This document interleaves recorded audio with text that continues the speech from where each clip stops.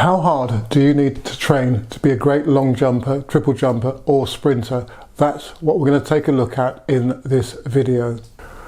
I've had a couple of questions on this subject from various subscribers and Instagram followers. One particular athlete based in the States said that he was training 7 days a week, jumping, weight training, sprints, etc., and honestly admitted that he felt a bit overtrained. However, he then also candidly admitted that he feels like he needs to train hard, wants to train hard, and if he doesn't, he won't get the results. Now, that's something that I've heard from a lot of athletes in the past.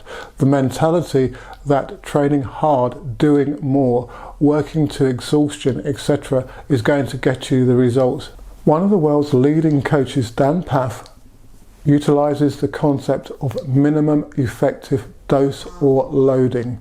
What he's saying here is only to focus on what you need to do and what you don't need to do. So you can put into a training program too many things, elements of training which won't actually improve performance, or they at minimum will detract from improving performance because, simply put, the athlete is doing too much. I use a very pared back jigsaw puzzle approach to training long jump, triple jump, for example, where I piece together all the elements, all the pieces of the long jump jigsaw puzzle, for example. So takeoff mechanics, penultimate step mechanics, running mechanics, hip swing velocity, the ability to strike the ground in the right position. So all those jigsaw pieces are continuously trained as units of drills, in my case, to build the long jump puzzle. I'm not going to waste time running 200s, 300s, doing 3 to 4 weight training sessions a week, for example, when I know that those training methods means I'm not going to have much transferability into actually improving the jumper. So minimum effective dose basically means only doing what you need to do to jump well or sprint fast. The central nervous system needs time to adapt to training and to recover from training. Now, that's why, for example, in some of my sessions, I will say to the athletes, work up to 95%, not 100%. Don't push that for that extra 5%, because that extra 5% is where you're going flat out, somewhat obviously, and whereby a huge amount of neural nervous system energy is required to produce, for example, that flat out 60-meter sprint. Thus, by controlling the loading on the central nervous system, we can better balance the athlete's equilibrium and give them a better chance to recover and adapt between sessions. On that subject, the way that the training phases are planned is equally important. That, of course, underpins progress, development, adaptation. If the training phases do not undulate and allow for rest and recovery, they step back as well as go forwards, then you do run the risk of overtraining or at least stagnating performance. I try to stress that there's always going to be another workout, another session. Stop doing what you're doing at that particular point in time, pick up the pieces in the next training session. We try to be positive, but there can be, as I'm saying, and is the theme of this video, a tendency for certain athletes and indeed coaches to push that bit too much. If you do that, then you can lose control of a session, and the athlete, from a coach's point of view, can start to become overtrained in a longer term worst case scenario, or frustrated in terms of the fact that they are not improving as much as they think they should. Don't want to get into a cycle of I must do this workout, I must do this workout, I must train and train and train, as you can then get into a negative spiral if the results don't come. And in all likelihood, the results won't come because you're getting neurally and physically continuously fatigued.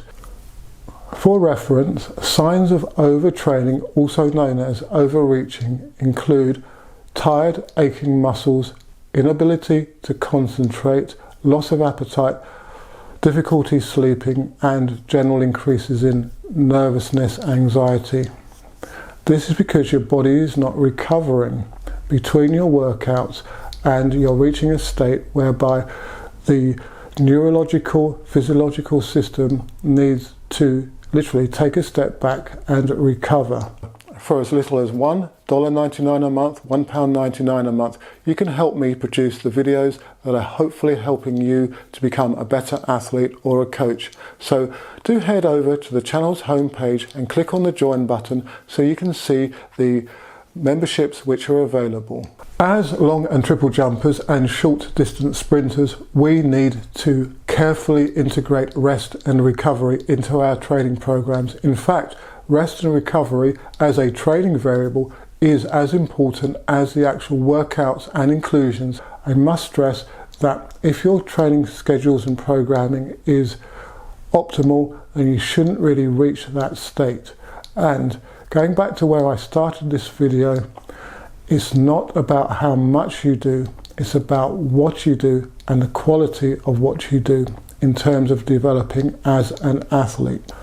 Athletes who often overtrain need to deal with their own temperament, their own personalities and the way they see things, and adapt accordingly so that they don't put so much pressure on themselves to go and do that extra session, to feel that they must do that extra session.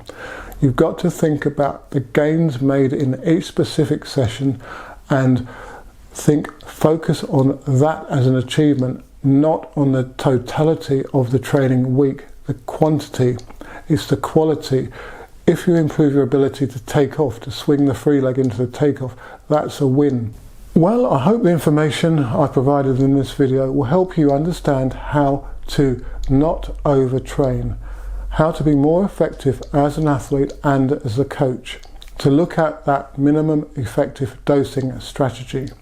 If you have any specific questions on the subject matter of this video, or indeed any of my others, then do leave a comment in the section below or through my other social media. Freelap have just launched a new piece of kit. Now, this looks like the TX Junior Pros, the pyramids, yellow pyramids, that record the times as the athletes pass them. But what this one does, it actually gives you the command on your marks and sets the athlete off with a bang. So it emits the sounds through a speaker built into it. It gives you a 10-second lead in once you press the set button, and then randomly within I think a 2.5 second period, the gun will fire through the device to set you off. Now that triggers the system. So it's going to be a very accurate way to measure starts. If you want to find out more, then do get in contact with me. If you like the Jumps Squad merchandise that I often wear in these videos, then do check out the spring store. You'll see the products available underneath this video, for example, and I've launched a new backpack, rucksack with the Jump Squad logo on it, so do check that out.